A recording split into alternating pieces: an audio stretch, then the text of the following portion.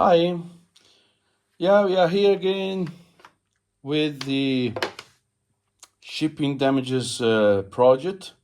This is a Bang Olufsen Beocenter 2600. This unit comes together with the Beogram 1000 that I've just repaired. Hopefully it will not be so difficult, and hopefully I can repair it, and hopefully it's repairable. As you can see, it's very dirty. By the way, all these sliders are moving. This is very free, and I'm afraid there is a problem with the diacord, or mechanically don't know what. But all the others are not cracked. That is something that easily happened.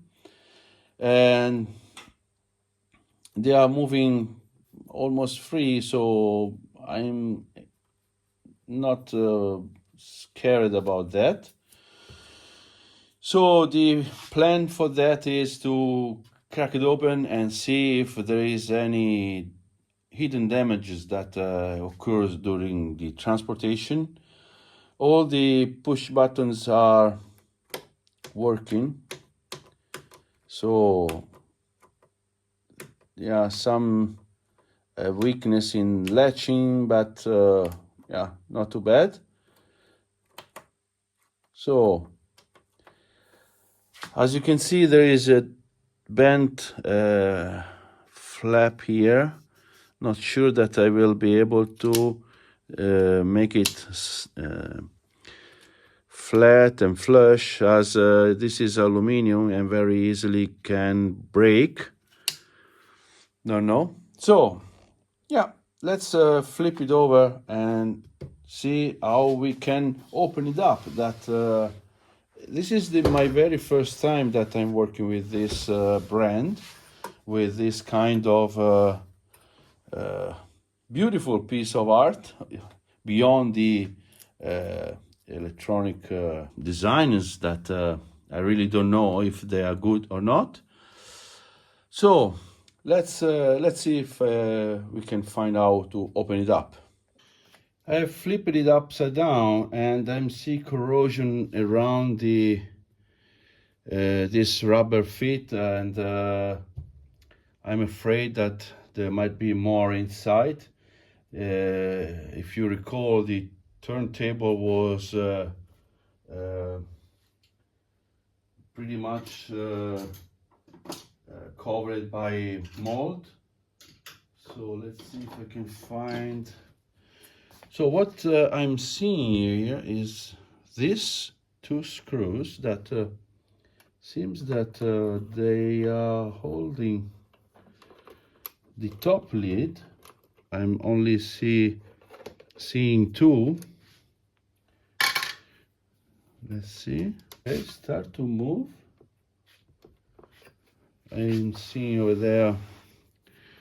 Okay, probably I need to remove this cover, as there is this tab. You cannot see this tab that belongs to the lid. So I think I will need to remove that. Okay, so that is quite easy.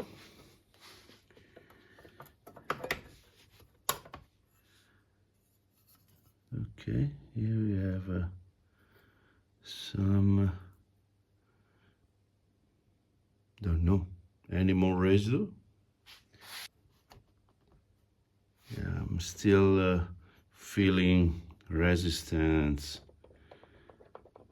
Not sure if it's okay. Yeah, seems that now we can lift the lid. I will flip it over. Okay, let's see.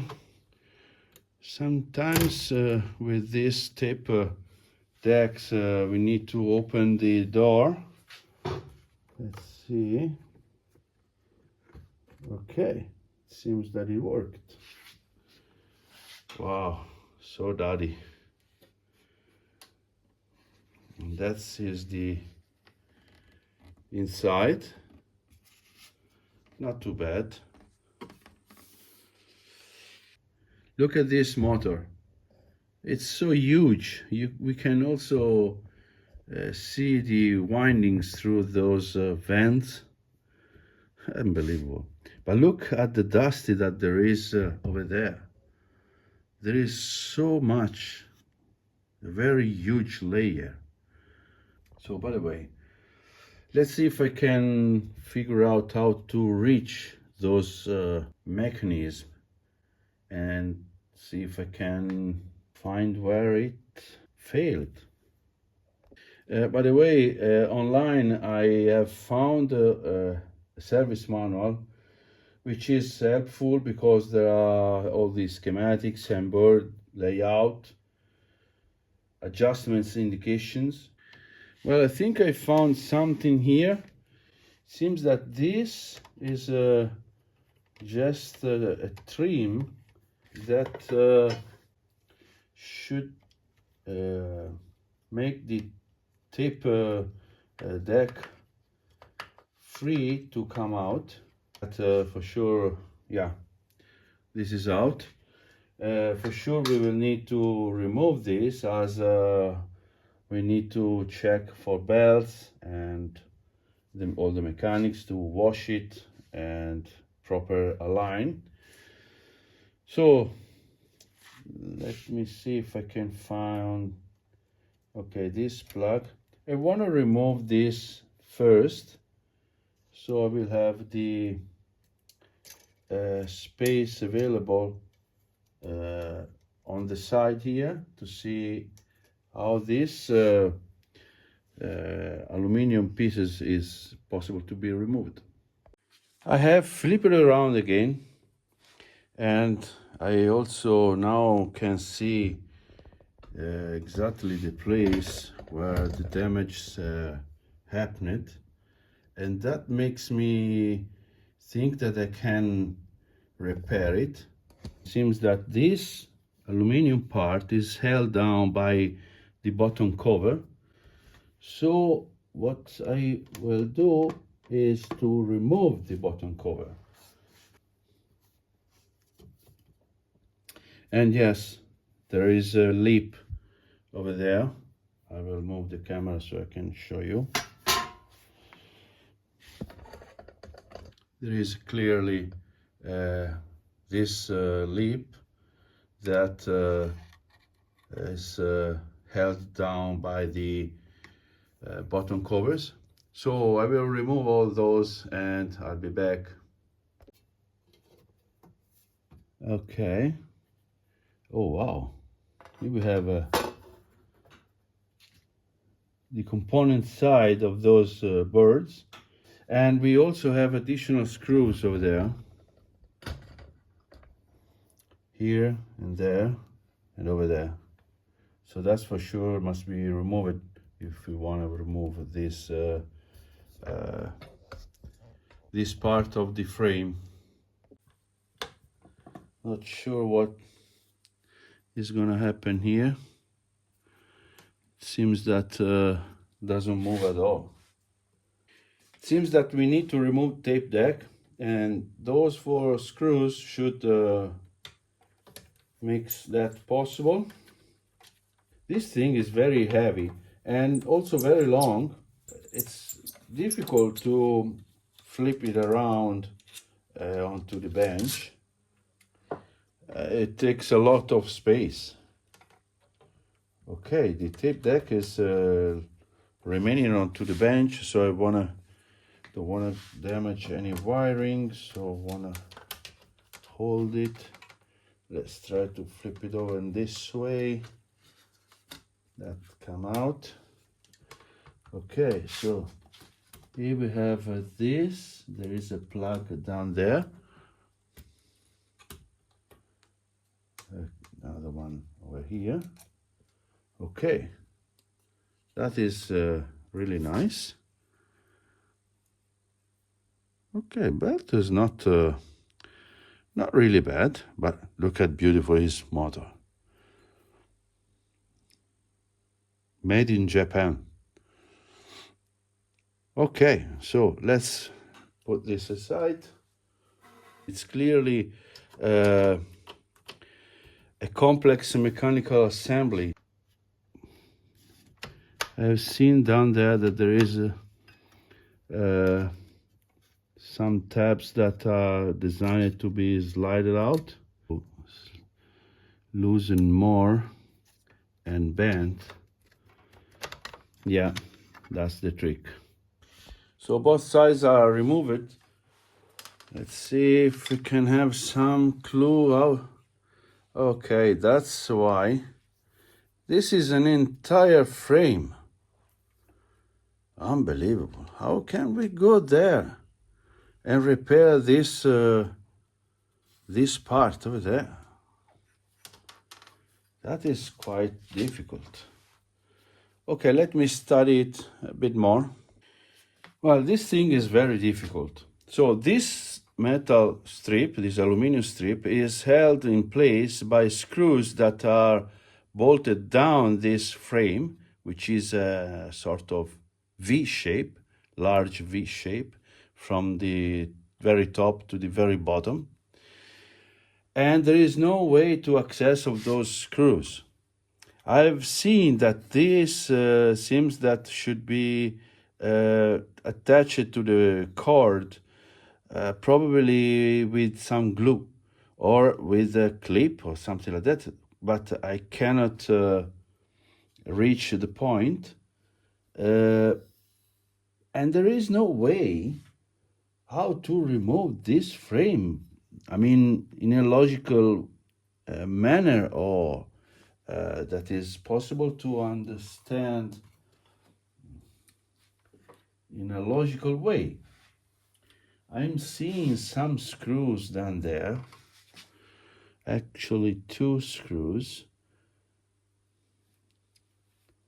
but I'm not sure that probably I also, you cannot see, it's very difficult to show on camera, but down there where the lamps are mounted, down there are screws that probably should be removed also on that side, because it would be very easy to damage the lamps or LEDs, seems LEDs. There are some screws over there, very down there, and it's almost impossible that they will be focused. Very, very down there. How to remove the front frame? And I must remove it, as otherwise I can't repair this tuning mechanism. Well, the removal of the lamp or LED screws has revealed a damage, and there are bits of plastic down there. So yeah, shipment damage start to arise. Well, I have decided to attempt to remove these screws that are in the corner down there. There are 3 places where these screws lives. This is the right corner. The left corner I already have removed 2 screws, and down there is this plate which is quite difficult to reassemble. I will see later on. So it remains to remove the screws that are here, and we still have a more don't know which kind of beetle should have this kind of shell. I think there is another plate, and indeed I can feel with these pliers. Well, it's very difficult to reach in the middle, and I'm not yet been able to do that. By the way, it starts to move, and it seems that that is the direction that we need to follow. But to reach those screws is so difficult, that I'm afraid to break the linkage of the dia cord, and I will probably need to remove this, but again the screw is on this side that is impossible to reach. How they have designed this? It's very difficult. Well, I'm pretty sure there is a good way to do this job, but I'm not aware about that. So I'm just doing it with trial and errors. More errors than try, I have to say. It seems that there is no way to reach those screws, and we must. There is no chance. There is only point remaining that hold the front panel. Well, with a longer and thinner screwdriver, it seems that it's possible to reach those very tight, actually. But it seems that it worked. So at this point, hopefully, we will be able to remove it carefully. Doesn't come out. I think there is still something that is holding in place. It seems that this frame is preventing me to slide out the front panel.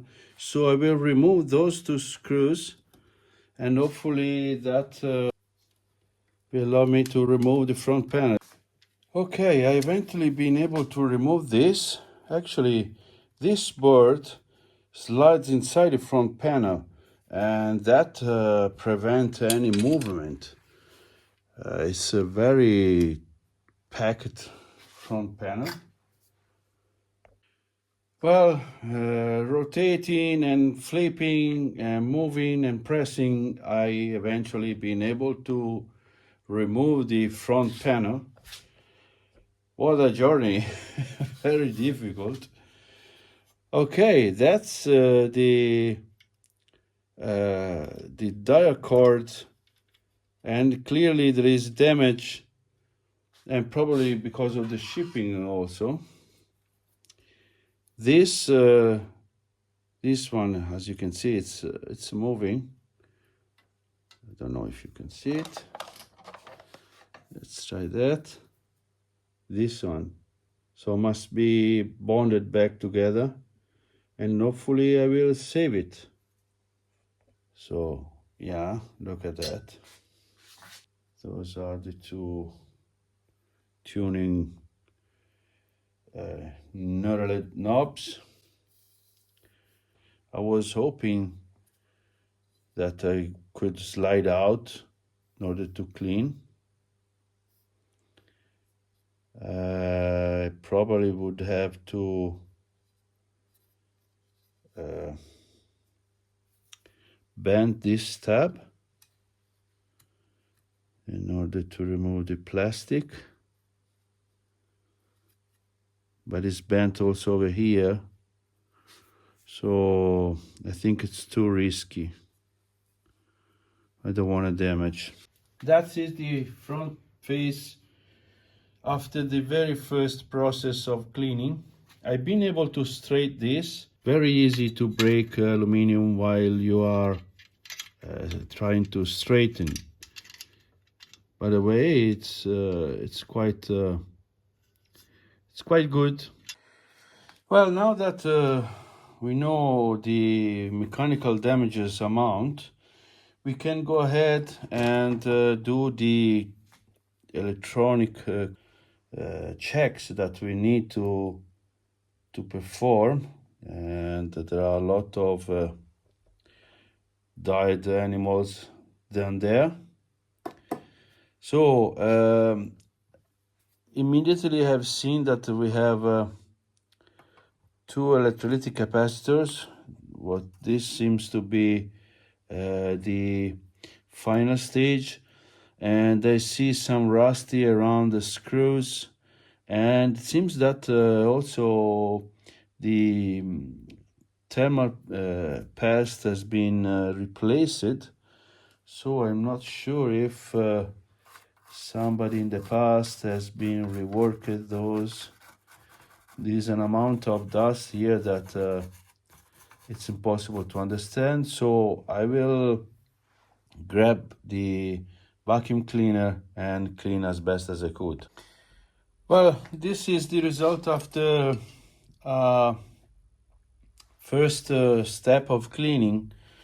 Here we have some oil and grease residues, and I'm not sure that it's supposed to be like that.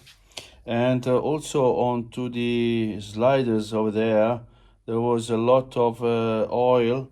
So I believe that somebody has tried to spray some contact cleaner, but it looks like some more WD-40.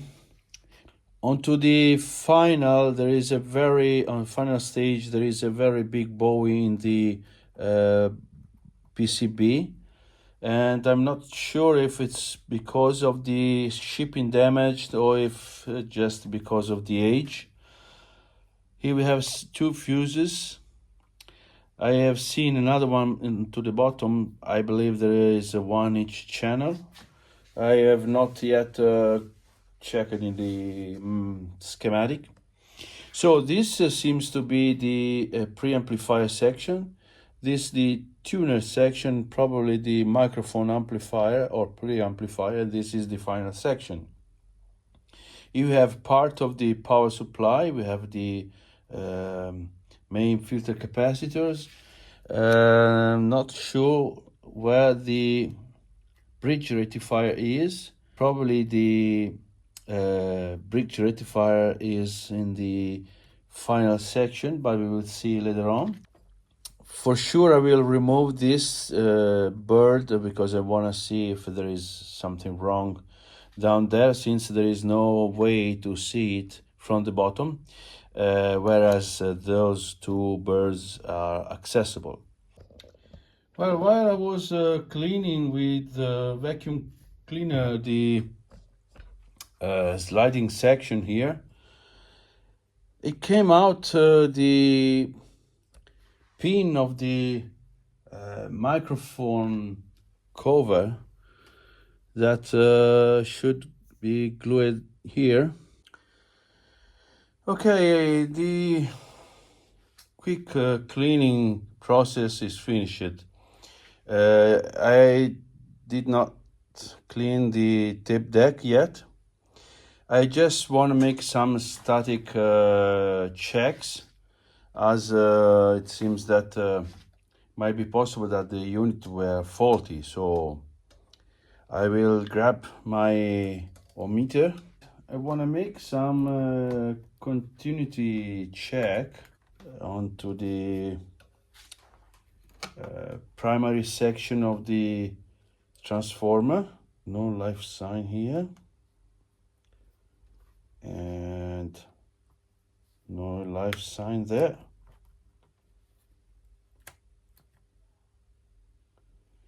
Okay, so let's check fuse over there. This is fine, as well as this. So let me remove this. Okay, should be easier to see.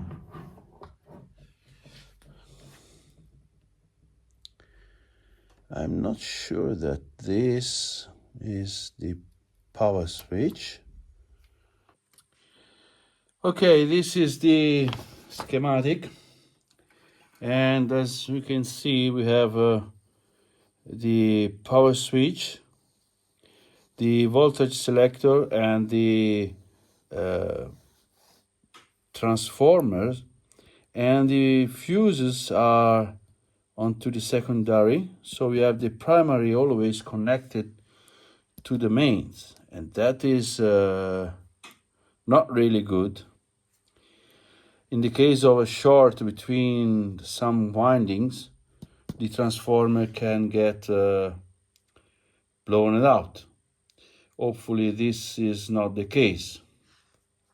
So let's go ahead and see if I can find some clue of the connection and if this actually is the power switch. Well, as majority of the UK plugs has the fuse, which is a good thing, but we might not have a continuity onto the fuse, despite I believe it's quite big, and the fuse is fine. There is much of glare.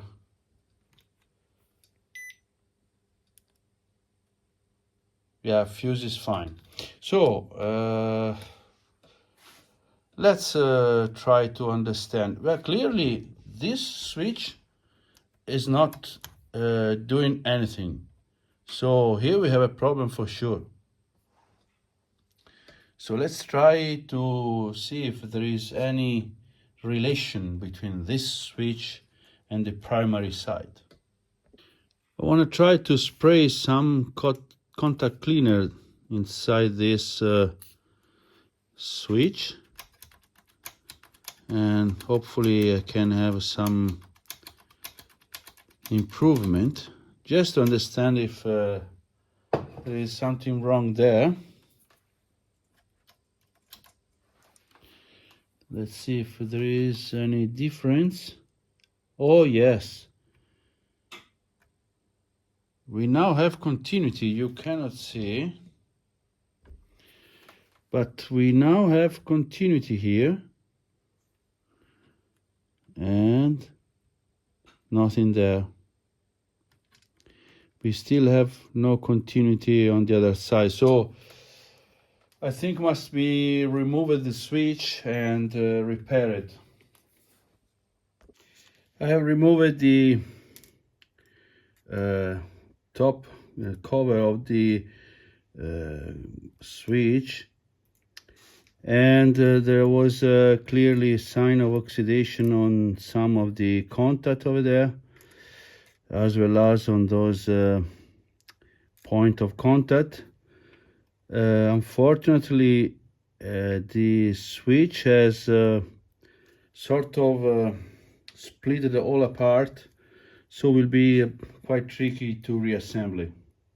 Well, this switch actually is quite smart. Can be removed the entire switch shell from the switching mechanism itself, and that will for sure will be easier to clean reassembly and test outside before I will fit in place. Very difficult, but it's done. So let's finish the reassembly, cover it before everything will jump out, and let's test it. Okay, everything is back together. This is the lever that moves the internal contacts, and it's doing fine. So we can now test. I switch it in the closed position, 0.1 ohm, 0 ohm. I'll show you. Seems that is fixed.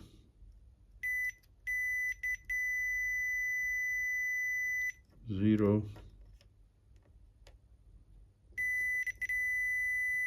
0.1. So back in business. Okay, I have discovered something, and if I press off, this seems to be not involved in the power of the unit, and if I press FM, and I check for continuity onto the transformer. I now have continuity onto one of the two windings, but not in the second. I mean, onto the second side of the plug.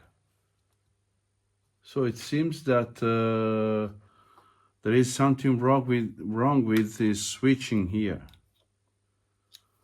So this seems that only affect maybe the tape itself. I really don't know. So by the way, it seems that we need to move on this side.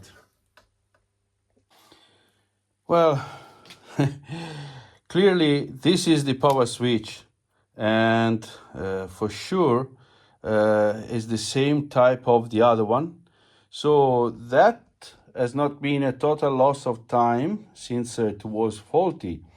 And for sure, later on, I would have removed it from the bird, probably because the tape would have not been powered up. However, if I would have flipped before this, I would have immediately recognized that. By the way, it doesn't matter. We need to perform the same task here. Despite here it's a bit harder, I believe, since this wiring is very, very tough and a bit tricky to be removed. So let's try with contact cleaner first. Maybe I can make it work. Spraying contact cleaner and exercising the switch seems that have cured the malfunction. So it seems that we have continuity. So let's take the plug and see if we can have now some continuity, which we do. Oh, finally. So yeah, okay, I now can go ahead with the test. Hopefully those switches over there has not the same problem, otherwise will be a nightmare. There are so many switches here. Yeah, let's hope for the best. I don't see shorts here, so hopefully I can apply power slowly with variac and bring it back to life. Who knows what's happened. Okay, so it seems fine. At this point, I will change the plug and apply slowly power with variac and see what it does. New power plug. Okay, this is how it goes roundabout. So here we have 32 volts, which is the output of this regulator. And in the schematic here, I'm seeing plus 42 volts.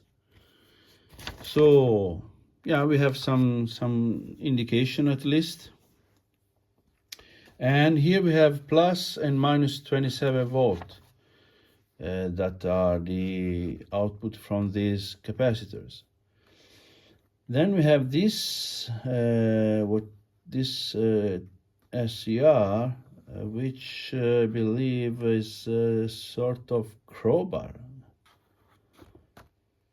because it's going relevant to ground.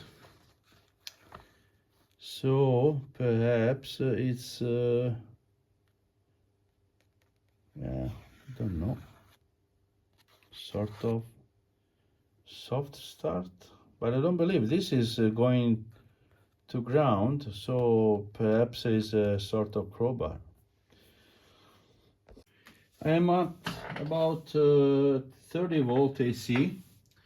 onto the mains, onto the VARIAC, and still nothing happening.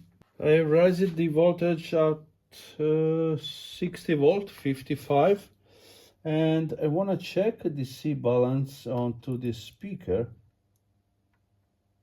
and 36 millivolt, 24 millivolt is not very bad, so we might also try to connect some speaker if we want to hear something coming out from this beautiful thing. And it's now selected FM. So yeah, let me prepare some plug for the speaker. Well, I'm continuing the rising of the voltages. I'm now at 90 volt AC, and let's see what we have here. So 11 volt minus 11. Here we should have the plus 42, which is 19, and this is the output, which is 17 volt almost. And I'm seeing here a bit of light on those two LEDs, and have connected a test speaker just in case volume is at the maximum.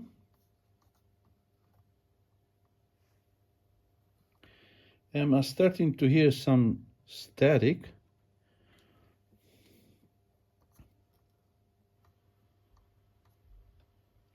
Oh yes, look at that. It's trying to receive. So absolutely, look at that.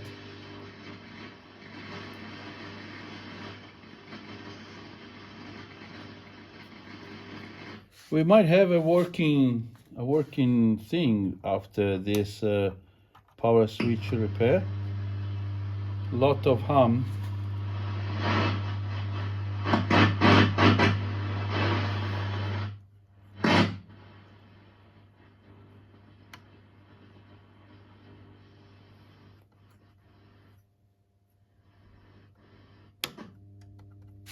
This is FM,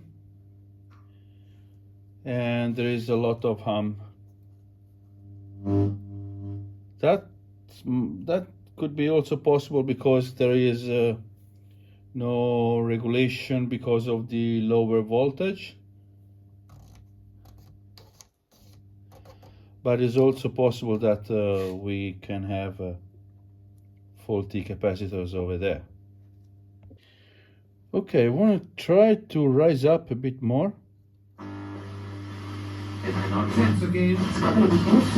All right.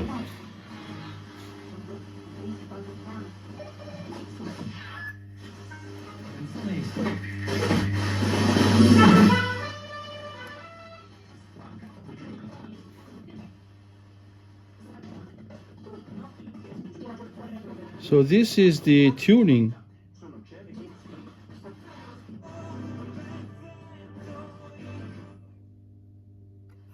But I'm still hearing a lot of hum. Okay, let me plug the second speaker. Okay, I now have two speakers. One channel is very low in volume, so not sure what is the problem with that. Well, I have done a very simple test. This is the input of the channel that is going with high volume. This is the input of the other channel, and it's not doing what it should. So we have a problem in the power amplifier. However, the rest seems to be working to a certain extent, and makes me hope that we might see it completely working. Well, going to troubleshoot the final section, I just want to confirm that the input signal is equal, and it is. So I have seen that we have a capacitor here in the input path. That might be a cause of a low level signal to the final stage. So yeah, time to remove the final stage. And that's the final stage. Now, this capacitor doesn't look okay. Maybe it has been just mounted like that, but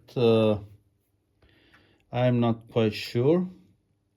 However, the capacitor in question, I think, are those two. I think there are only 2, 4, 6 capacitors.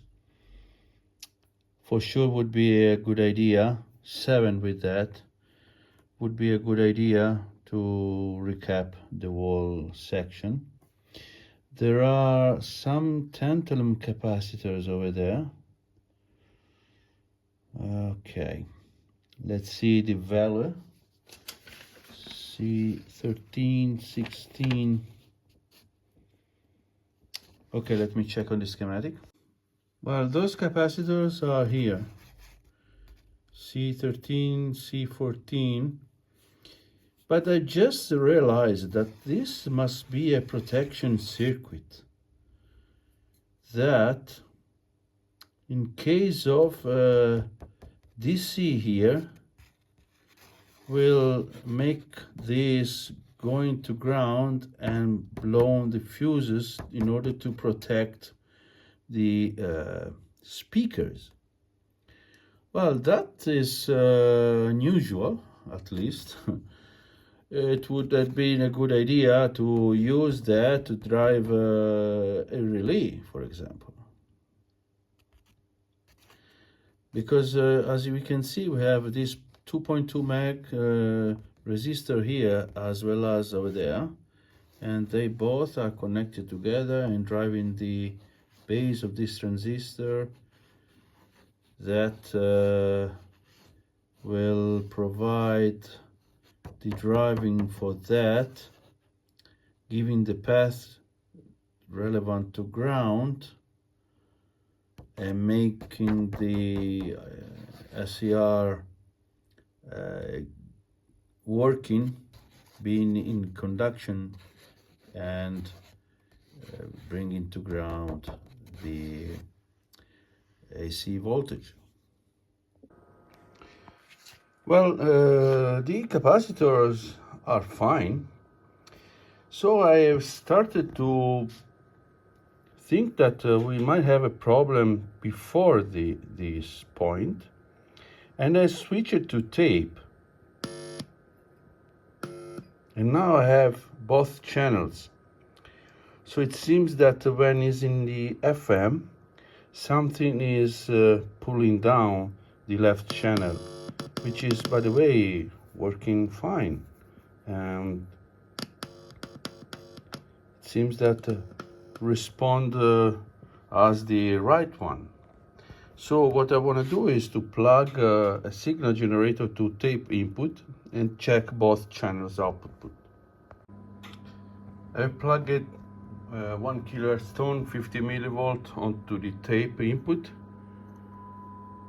Both speakers are running and the signal is very similar, if not the same. So we have a problem in the FM or in the tuner section, or probably in the switching of the of those switch rails. Well, I'm injecting FM signal, actually just a loop around here, And as we can see, we only have right channel. So let's see if I can trace where the switching action between FM and all the tuner and the tape happen. Another point, if I press mono, the signal level goes down. Now we have this circuit right there where the switching action happened, and is happening right here on both channels. So let me grab the other part. Well, it seems that we have a preamplifier section here, which okay, this is the phono amplifier, preamplifier. So where do we have our, okay, this is the input right there. So we should see this left input here onto the phono switch, or perhaps I can, it will be easily to check at C110 and relevant C210. So let's try to find those. Well, I found IC101 and IC201. They are over there, IC01, and IC201 is the one down there behind this. So let's check the signal onto the base of those transistors, and this is the 101, which is the one that is not doing what it should, very low signal. And this is the base, not easy to let you see. Let's take the signal from here. And look at that, we have 1.8 volt RMS signal. So we clearly, onto the base here, we have a problem. So I think I need to go on to this switch, yeah, backwards, and see if I can find the place where we are losing the signal. And by the way, this is the wire that is bringing signal onto the tone board. Left channel, nothing. Right channel, high level. So the problem lies for sure in this board. Okay, this is the tape switch, and the output is low, the input is low. Then I move on to phono switch, and the output is low, and the input is also low. So we need to go directly onto the tuner. Okay, this is the tuner section. This is the integrated circuit that perform the stereo decoding. By the way, is also fed by the broadcasting and shortwave signal. And here we have the two outputs. So what I've discovered is quite interesting.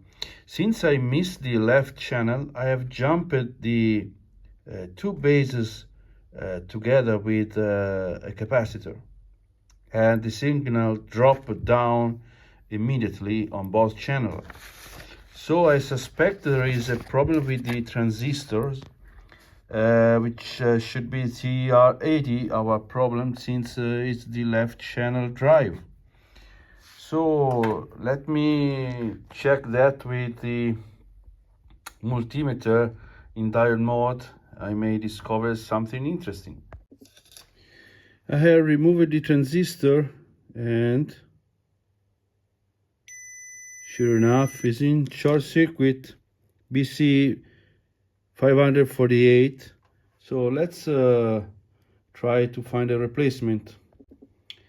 Okay, instead of BC 548 I have this BC 547, which according to this cross-reference manual, our 47 is 50 volt, whereas the 48 is 30. So it's rated at higher voltage, but should have the same characteristics. So the best one would be the 49 or 50, which they are lower noise, but yeah, should be good enough. Okay, so let's see if the new transistor has fixed the problem. And it seems so. Oh yes, we have both channels now.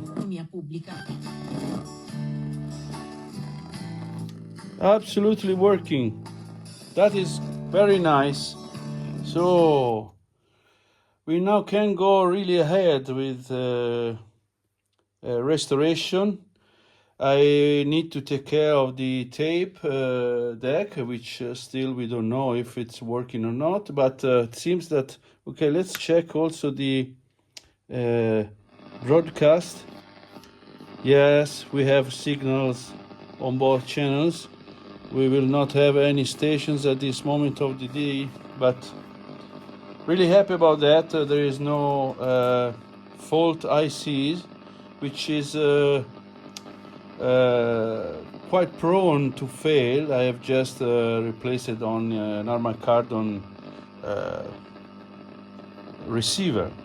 So yeah, let's go ahead. Okay, the tuner is working, and I have attached the tape deck driving board, and okay, I'm having some live sign here, and at this point, if I press what I believe is the record switch, I should have an indication onto this, and indeed I have.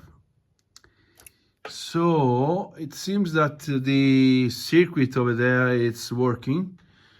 At this point, I need to go ahead with the mechanical restoration of the tape deck itself and attach it to the relevant driving circuit and see how if it works.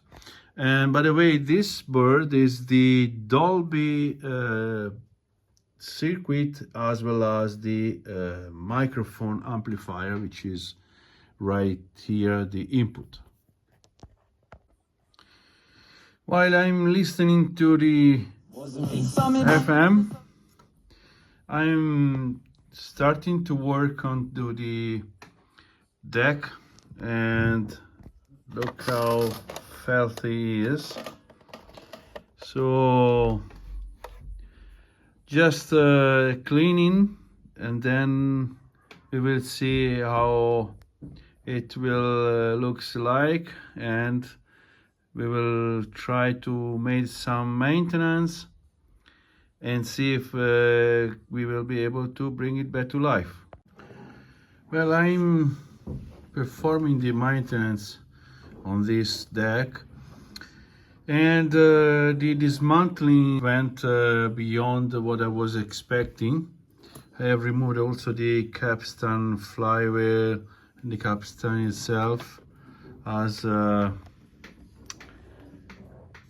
yeah, it's in a very sad condition from the lubrication point of view, Surprisingly, the rubbers are still fine, including all the belts. They are not new, but still in good condition. But the motor, look at that. It's very sticky, and yeah. So I think I will need to dismantle the motor. And all those lubrication down there are almost like glue. And on the other side, I went on this point, but I'm afraid I need also to remove the entire head assembly in order to clean down all the lubrication. So we should be able to let it run again. The dismantling went even ahead. I removed the two spindles as they were a bit sticky, and down there is this residue that this seems to be lint, or don't know exactly what is that. This, I believe, is a sensor that feels if the cassette it has been winded while it's playing. If this stop, I'm sure that the electronic circuit should stop the cassette deck. Another strange thing that I'm seeing is this contact onto the counter, and I believe that it is used to stop to fill when reached zero. So when in fast forward or rewind reached zero, stop automatically the position. But there is this memory button here, which I don't know if there is any possibility to memory the different number than zero, but I don't think so. There are no digital section here. So, and moreover, this is not an encoder, it's just a regular switch. So I believe it's just for zero. I'm struggling with the motor removal, as the pulley and fan on the other side are very solid with the shaft of the motor itself. So it will be difficult to do the maintenance onto the motor. But yeah, we should be able to bring it back to life. I restarted the reassembly, and look at the ball bearings that are sliding onto this point. They are completely bonded with the spring that are holding down those. So that's for sure. It was very probably would work, but was very in need of maintenance. I'm continuing the reassembly, and there is no way to disassemble the motor, so I decided to remove the rear cap that cover the rear bush of the motor, and I gave some oil. So this part is done. Let's see if I can do something on the other side. Oh, by the way, while I'm doing this maintenance, I'm listening the radio, and it's performing perfectly, no fails. So pretty happy about that. It's almost 3 hours that is on, and it's running pretty cold. Very, very nice. I still have to do the maintenance over there with the thermal paste and screws, but no problem at all. I've been able to drop some oil down there, moving back and forth here, so it seems much better. And indeed it's spinning more free now. So here we have some play, which is possible to regulate right from here. And a little bit should remain, but that is perfect. Okay, the reassembly is finished. I'm testing the tape. The sound is quite closed. There is a huge lack of treble. So I wonder if the head is quite out of alignment. Well, an additional cleaning and a more precise alignment with the aid of this alignment tape. The days go by. This tape is not high quality, but it's quite clean, and the frequency response seems to be in line with the quality of the tape. I don't have any higher quality tape with me in this moment.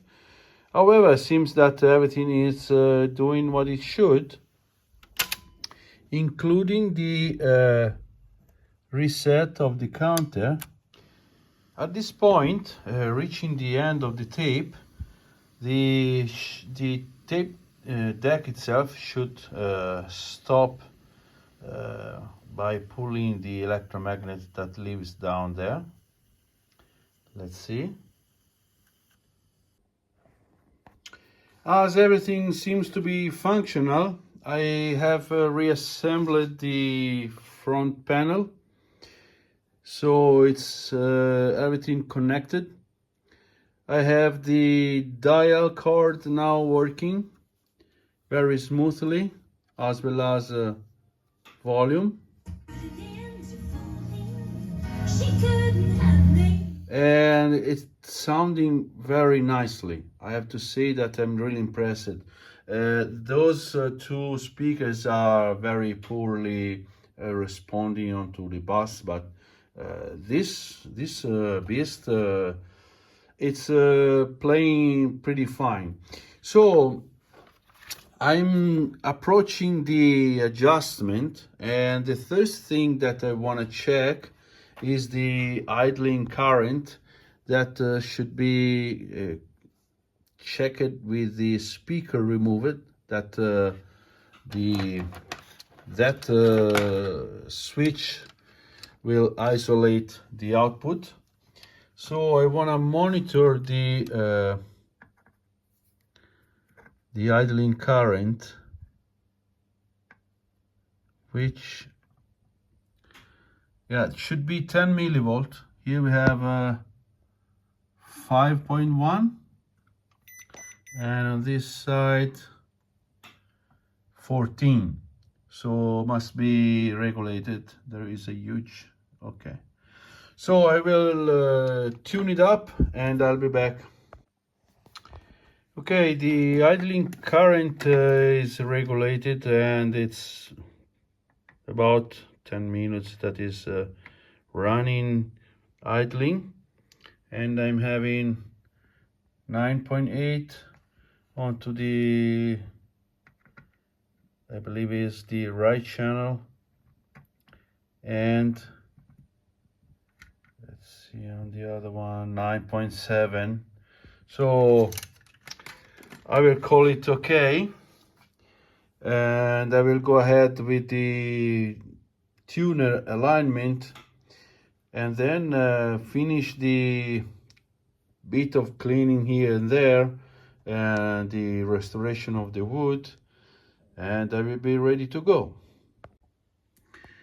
The FM alignment in terms of voltage generator for tuning. It is required to tune on TP39, which is right there, for 4.6 volts, and I'm spot on. Then I need to move the dial onto the far right, onto TP19. It should be 25.5. It's pretty fine.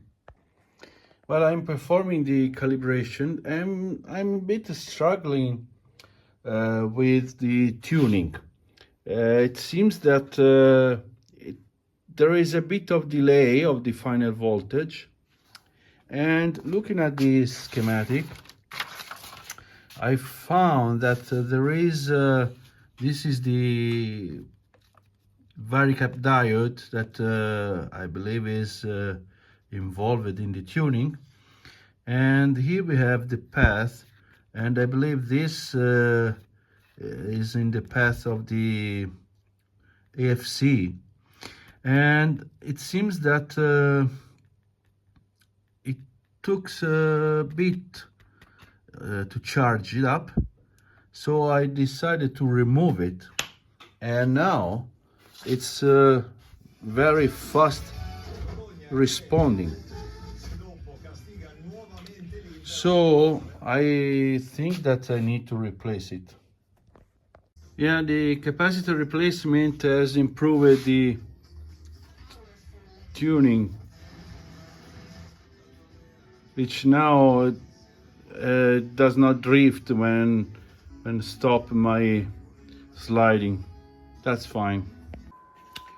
Okay, I've just finished the stereo alignment and stereo separation. It's really well performing, very nicely. So pretty happy about that. Stereo function, it's perfect. So tuning also is doing fine. AFC, so everything is fully working onto the FM. It's time to move on to medium wave and long wave over there and see how it works. I have eventually finished the wall calibration, so it's now time to take care of the wood and the bottom, so we can see the finished result. The bottom is cleaned and reassembled, so I can go ahead with the wood installation. Well, everything is reassembled and working finally, and it has been quite difficult, the reassembly, as well as has been the disassembly. By the way, everything is working.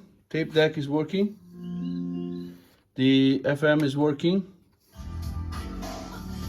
Unfortunately, at this moment of the day, we don't have any station in the broadcast band and in long wave.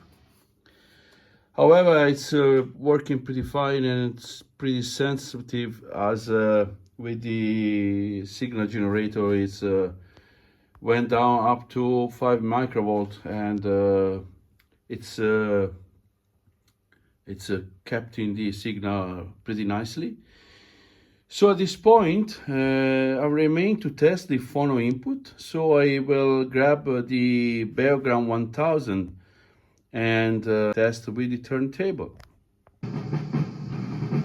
Well, this is the result with the turntable. It's a really nice sounding device, and I think well, it's good performing, and it sounds really nice for the age. If you recall where we were starting from, I'm really happy. So thank you very much for watching this long repair video, and I hope to see you back in the next one for very interesting devices to be repaired.